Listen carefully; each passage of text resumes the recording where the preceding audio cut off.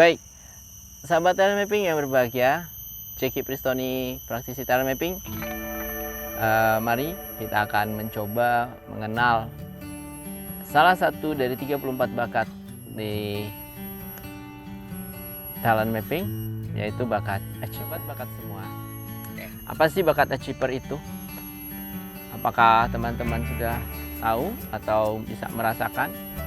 Orang yang memiliki bakat achiever itu orang yang bersemangat, bekerja keras, staminanya itu nggak habis-habis, energinya itu terus habis mengerjakan ini, terus lagi mengerjakan selanjutnya. Dia tuh baru merasa puas kalau hari ke hari itu ada aktivitas dengan kesibukan yang jelas, ada kegiatan yang dikerjakan. Pokoknya harus ada, hari ini kerjain ini, kemudian besok juga apalagi itu, dia udah harus jelas gitu. Kemudian secara umum mereka yang memiliki bakat achiever itu bekerja keras dengan stamina yang melimpah, menyelesaikan banyak hal dalam rentan waktu yang jelas tertentu ya, selalu ingin ada pencapaian target dari hari ke hari dan tertarik dengan target jangka pendek gitu.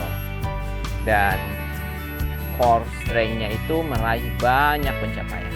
Peran-peran yang bisa dipegang oleh pemilik bakat achiever itu yang menandakan dia bisa melakukan hal-hal yang orang lain belum tentu bisa melakukannya.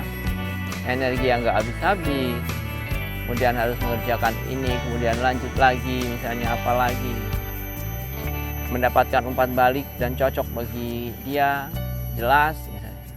Dia tidak suka kegiatan-kegiatan yang rutin misalnya, tapi misalnya salah satu kegiatan yang dia nggak suka itu ya duduk rapat mikir, mungkin seperti itu salah satunya.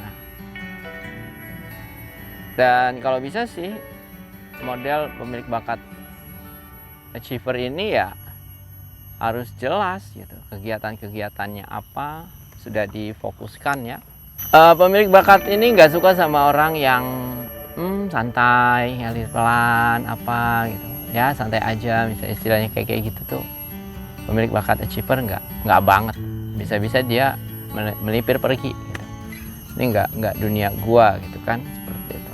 Baginya hal itu merupakan bagian yang membosankan gitu, karena dia nggak ditarget ya. Nah, baik, apa saja potensi kekuatan dari bakat yang mungkin didapat dari bakat achiever ini? Potensi kuatnya kombinasi dengan bakat apa saja ya? Kita lihat saja producing, di mana bakat achiever itu akan berdinamika dengan bakat fokus dan konsistensi. Ini sejalan banget, producing ya, menghasilkan barang terus. Kemudian building, di mana bakat achiever konsistensi dan disiplin kan berdinamika. Kalau menyusun semua suku bagian barang menjadi satu kesatuan atau assembling, di sini ada bakat achiever berdinamika dengan konsistensi dan disiplin gitu. Untuk installing, memasang bagian-bagian terpisah menjadi satu bagian yang berfungsi dalam mesin misalnya kan, bisa digunakan. Ini bakat yang berperan adalah achiever, fokus, dan responsibility, seperti itu. Lalu distributing, di mana bakat achiever bermain bersama arranger dan konsistensi. Itu ada gabungannya.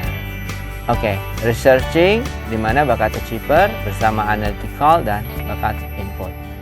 Ini yang bisa disampaikan dari potensi kekuatannya. Lalu apa tipe kekuatan yang ada? Dari sini kita lihat kalau potensi kekuatannya di producing, building, installing, assembling. Di sini tipe kekuatannya adalah produser. Kalau untuk distributing ya distributor. Untuk potensi kekuatan researching itu explore. Begitu. Baik, apa saja peran yang bisa maksimalkan menggunakan bakat ini, bakat achiever? Salah satunya adalah tenaga penjual atau sales. Di sini dia akan fokus bagaimana mencari atau meningkatkan penjualan barang-barang yang dia tawarkan. Kemudian teknisi project, teknisi lapangan, ya, kemudian pekerja lapangan, relawan, tim SAR, gitu ya. Dan mereka sangat-sangat senang dalam dinamika bakat achiever itu sendiri. Oke, apa persamaan bakat achiever dengan fokus? Nah, kalau di pembahasan ini, dua bakat ini sama-sama tekun. Tekun dalam prosesnya, fokus, begitu juga dia nggak akan mau diganti-ganti. Kalau kerja, kalau achiever itu semangat kerja terus mencapai targetnya. Fokus dengan satu kegiatan, kalau achiever mungkin bisa mengkombinasikan berbagai macam dinamika yang ada. Seperti itu. Lalu di perbedaan, kalau fokus itu single tasking. Dia mengerjakan tahapan semua gitu. Pelan-pelan gitu kan. Bagian-bagiannya sudah selesai baru dia berpindah ke kegiatan yang lain. Tapi beda dengan achiever, memiliki stamina yang kuat, energi yang besar, dia bisa mengkombinasikan multitasking, mengerjakan berbagai macam kegiatan dalam satu kesatuan, dalam satu waktu. Beberapa pekerjaan itu bisa dilakukan dia tanpa mengalami kesulitan. Bagaimana kalau bakatnya lemah? Bakat achiever ini lemah. Umumnya staminanya jadi terbatas, ya. Tidak menanggung kesibukan, tidak bisa ya menanggung kesibukan banyak, gitu kan. Untuk itu dia produktivitas tidak perlu dipadatkan. Kalau udah seperti itu, ya dijarang. Maksudnya jangan semuanya satu hari selesai gitu. Boleh dipecah, di-split menjadi berapa hari. Begitu sih. Kemudian temukan laju kerja kita, passionnya, ciptakan produktivitas dengan kondisi dan komposisi bakat yang kita miliki. Jangan sampai kita memaksa sesuatu untuk mencapai target walaupun akhirnya harus menanggung risiko kita tidak nyaman, ya, menderita gitu bahasanya. Kemudian disinilah beberapa dinamika pada bakat achiever. Semoga sahabat talent mapping semua memahami dan bisa mengerti ya tentang bakat achiever ini. Saya berpikir bahwa dengan orang yang memiliki bakat achiever itu orang yang nggak ada matinya. Maksudnya apa? Dia selalu akan membawa perubahan. Jelas targetnya, apa yang ingin dicapai, kemudian hari-harinya penuh gairah untuk melaksanakan atau melakukan kebaikan.